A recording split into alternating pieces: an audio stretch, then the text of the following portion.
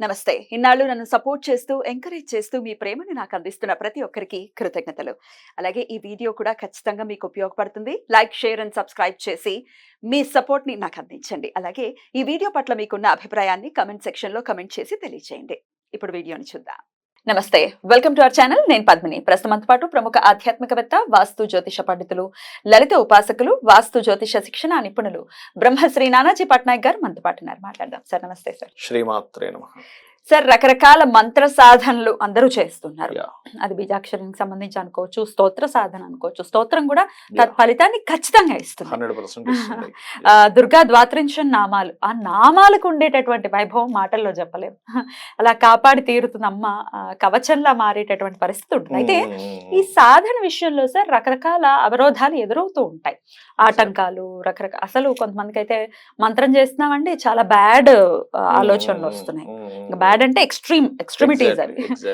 ఇవన్నీ ఎందుకు సార్? ఇది దేవుడు కల్పించేటటువంటి, ఆయన ఏమన్నా రోల్ ని ప్లే చేస్తూ ఉంటాడా, లేకపోతే మంత్రం మనల్ని అట్లా డ్రైవ్ చేస్తుందా, లేకపోతే చక్రాలని ఆధారితం చేసుకుని మంత్రం ఏమైనా రోల్ ని ప్లే చేయటం వల్ల ఇట్లాంటి ఆలోచనలు వస్తాయి? అసలు వాట్ ఈస్ ఇట్ సార్? ఎందుకు ఇట్లా మంత్రం విషయంలో ఇట్లాంటి అవరోధాలు?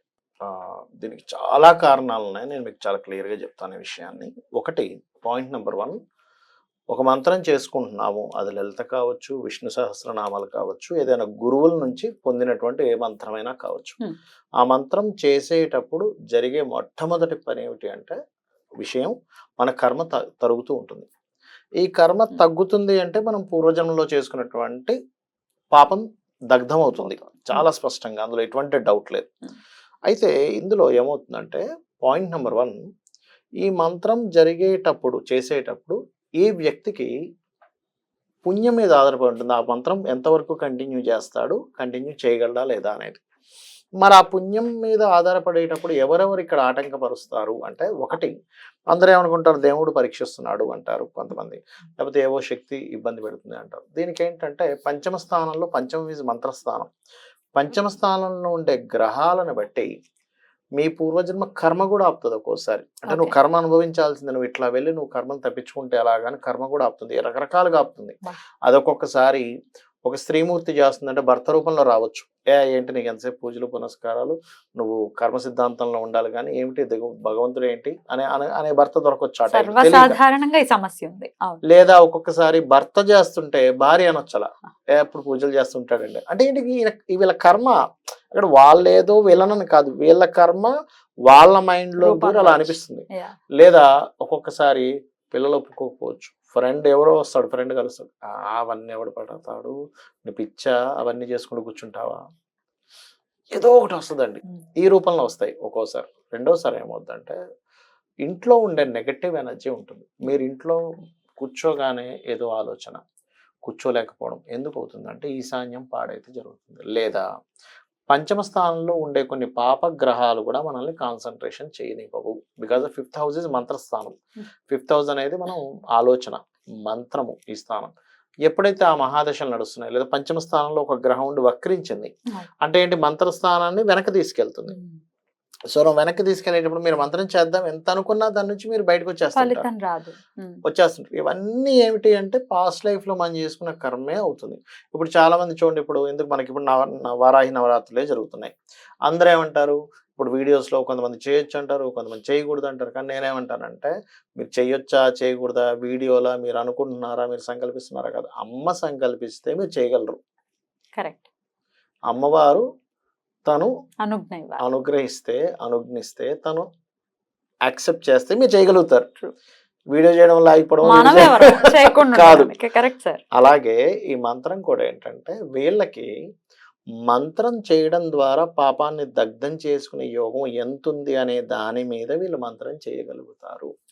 అయితే ఇక్కడ కొన్ని సంఘటనలు కొంతమంది మహానుభావుల విషయాల్లో చూసినప్పుడు, అరే మరి అక్కడ కొంతమందికి భగవంతుడే అంటే అమ్మవారి స్వయంగా వచ్చి వాళ్ళతో మాట్లాడడము, కూర్చోవడము, నిద్ర లేపడం. కొంతమందికి అయితే ఉదయం నిద్ర లేచిన వెంటనే ఆవిడే నిద్ర లేపేది. కొంతమంది నిద్ర లేపుతున్న అబ్బా ఉందని ఇటు తిరిగి పడుకుంటే మళ్ళీ అటు వచ్చి నిద్ర లేపడం. అట్లాంటి జాతకాలను చూసాను.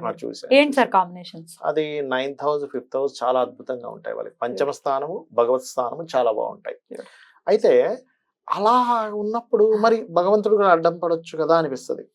అయితే ఇక్కడ డైరెక్ట్ గా భగవంతుడు ఎప్పుడు కూడా అడ్డుపడేటువంటి దీంట్లో ఉండడు. భగవత్ గణాలు ఉంటాయి కొన్ని, అంటే దేవతా గణాలు ఒక్కొక్కసారి ఏమవుద్దంటే మీరు చూడండి, ఇప్పుడు మనం పురాణాలు తీసుకుంటే రాక్షసులు జపం మంత్ర సాధన అడవుల్లో పోయి చేసేటప్పుడు ఇంద్రుడు వచ్చి అవును. ఆపడం ఇవి జరుగుతుంటాయి. అంటే ఏమిటి, ఎవరైనా సరే ఎవరి గురించి నెగటివ్ గా చేద్దాం అనుకుంటారు అనుకోండి, అప్పుడు మాత్రం ఏమవుతుందంటే ఈ భగవత్ సంబంధించినవి మనకి చూడండి ఎక్కడ కూడా గొప్ప గొప్ప వాళ్ళు, అంటే ఒక దేవత సాత్వికమైనటువంటివి చేసినప్పుడు దేవతలు అడ్డం పడ్డట్టుగా ఎక్కడ ఉండదు. ఈ రాక్షస సంబంధించినవి చేసినప్పుడే దేవతలు చాపుతూ ఉంటారు. అంటే ఏమిటి, మీ యొక్క సంకల్పం గనక గొప్ప సంకల్పం అయితే దేవతా గణాలు వచ్చి అడ్డుపడవు. మీ యొక్క సంకల్పం గనక ఇంకొన్ని పాడు చేసే సంకల్పం అయితే దేవతా గణాలు వచ్చి అడ్డుపడతాయి అక్కడ మనకి. ఇది మనం అర్థం చేసుకోవాలి. అయితే ఎప్పుడైనా మనకి ఇలా మాటిమాటికి ఆటంకం కలుగుతుంది అనుకోండి, అందుకే మనం వాళ్ళు ఏం చెప్తారు, ముందు గణపతిని చేయండి అని చెప్తూ ఉంటారు. అలా ఆటంక పడుతూ ఉన్నప్పుడు ఏం చేయాలంటే ఆ మంత్రంలో మాధుర్యాన్ని వెతుక్కోమంటారు శాస్త్రంలో. అంటే మంత్ర సాధన మంత్రంలో మాధుర్యం వెతుక్కోవడం ఒకటి. రెండవది, మీ పంచమ స్థానంలో ఏ గ్రహాలు ఉన్నాయి, లగ్నం నుంచి. లగ్నం తెలియదు, నెక్స్ట్ ఆప్షన్ ఇంకా అసలు తెలియదు, ఎట్టి పరిస్థితుల్లో ఛాన్సే లేదు, నాకు లగ్నం తెలిసే ఛాన్స్ లేదు అనుకుంటే చంద్రుడి నుంచి చూసుకోవచ్చు, సెకండ్ ఆప్షన్. ఏ గ్రహాలు అయితే ఉన్నాయో ఆ గ్రహాలకు సంబంధించిన దానం ఇవ్వాలి. అంటే రవి పాడైపోయి ఉన్నాడు అనుకోండి, ఉదయం నిద్రలేచి చేద్దాం అనుకుంటాడు, ఏ రోజు లేవలేకపోతుంటాడు. Because of sun is the early morning కి కారకుడు. అలాగా చంద్రుడు పాడేయాడు అనుకోండి, మనసు పెట్టలేకపోతుంటాడు. మనసు ఇలా కూర్చొని జపం ఒక్క మాల తిప్పే లోపల 1000 ఆలోచనలు వస్తాయి, మనసు నిలబడదు. కుజుడు అనుకోండి, గొడవలు గుర్తుకొస్తూ ఉంటాయి. అలాగా దానికి సంబంధించిన దానం ఇచ్చేస్తే క్లియర్ అవుతుంది. ఆ రకంగా దానం ఇవ్వాలి.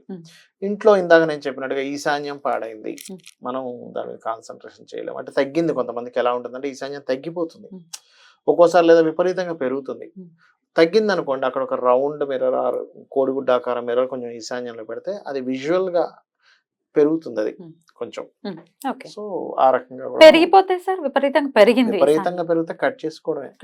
పెరిగింది కదా అని హ్యాపీ అయిపోవడం. ఎందుకంటే మీకు తూర్పు ఈశాన్యం పెరిగింది అనుకోండి, తూర్పు ఆగ్నేయం తగ్గిపోతుంది. ఇది పెరిగిందని ఆనందపడేసరికి ఇది తగ్గుతుంది. లేదా ఉత్తర ఈశాన్యం పెరిగింది, ఉత్తర వాయుం తగ్గిపోతుంది. ఈ తూర్పు ఈశాన్యం పెరిగింది అనుకోండి విపరీతంగా, ఆగ్నేయం తగ్గడం వల్ల ధన సంబంధించిన ఇబ్బందులు వస్తాయి. ఉత్తర ఈశాన్యం పెరిగింది అనుకోండి, ఉత్తర వాయుం తగ్గింది అనుకోండి, అప్పుడు మానసిక స్ట్రెస్ పెరుగుతూ ఉంటుంది. ప్లస్ ఉంటే మైనస్ అవుతుంది. ఎప్పుడు బ్యాలెన్స్డ్ ఉండాలి. మన బాడీలోనే చూడండి, కఫం పెరిగిపోయింది ఏమవుతుంది పరిస్థితి, పిత్తం పెరిగింది. కాబట్టి ఇది చేసుకోవాలి. రైట్. ఈ ఆటంకాలు తొలగడం కోసం ఇంకా ఏదైనా నామం ఉంటుందా సార్? ఆటంకం తొలగడం కోసము అంటే ఒకటి, దేవతా శాపం ఉన్నప్పుడు ఓం గం గణాధిపతయే నమః చేసుకున్నా సరిపోతుంది. అద్భుతం సార్, చాలా బ్యూటిఫుల్ గా ఎక్స్ప్లెయిన్ చేశారు. దీని వెనకాల డెఫినెట్ గా అస్ట్రాలజీ పాత్ర ఉంటుంది, 100% ఉంటుంది. దాన్ని చాలా సవివరంగా మాకు తెలియజేసినందుకు కృతజ్ఞతలు సార్. నమస్కారం. శ్రీమాత్రే నమః.